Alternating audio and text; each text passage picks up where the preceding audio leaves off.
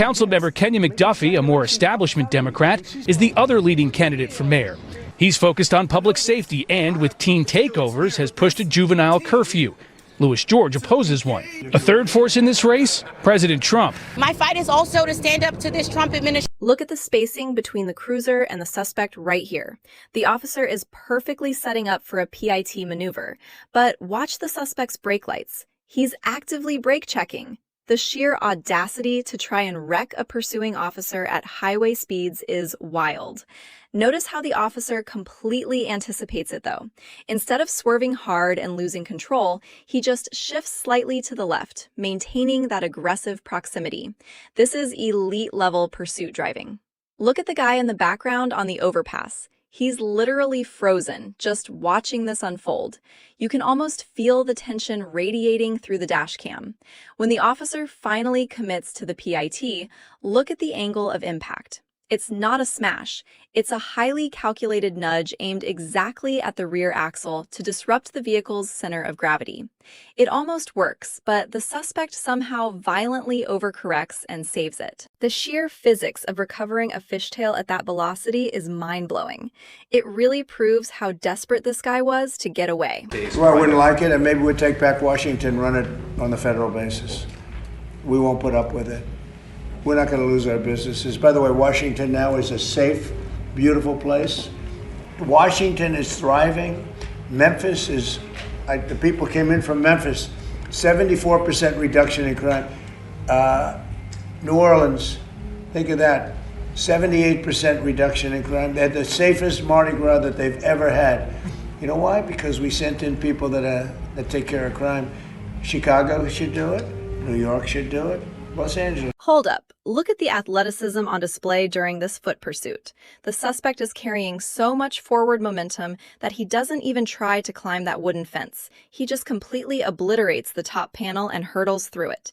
Notice the officer's camera shaking violently. That's the reality of a full sprint foot chase wearing 30 pounds of tactical gear. What's fascinating here is the tactical pacing. The officer isn't just blindly sprinting. He pauses for a microsecond at the corner of the house. Why? Because rounding a blind corner in a foot pursuit is the easiest way to walk straight into an ambush. He deliberately cuts the angle wide to clear his line of sight before committing to the backyard. That is textbook training shining through pure exhaustion.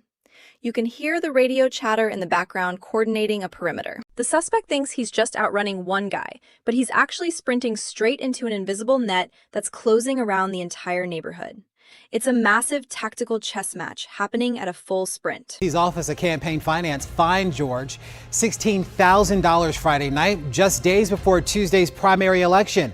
The Office of Campaign Finance accuses one of the frontrunners in the D.C. Democratic mayoral primary of improperly coordinating with labor unions and a super PAC that contributed heavily to her campaign.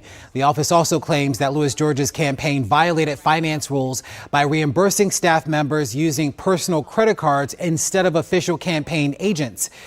Well, Lewis's campaign says that this is politically motivated. In a statement to WSC9, Janice Louis George says that this, in part, that this is the last-ditch effort to derail a campaign with a double-digit lead and a broad, diverse base of support. The campaign will appeal the decision to the D.C. Board of Elections so that this targeted attack should not be allowed to stand. Okay, pause right here.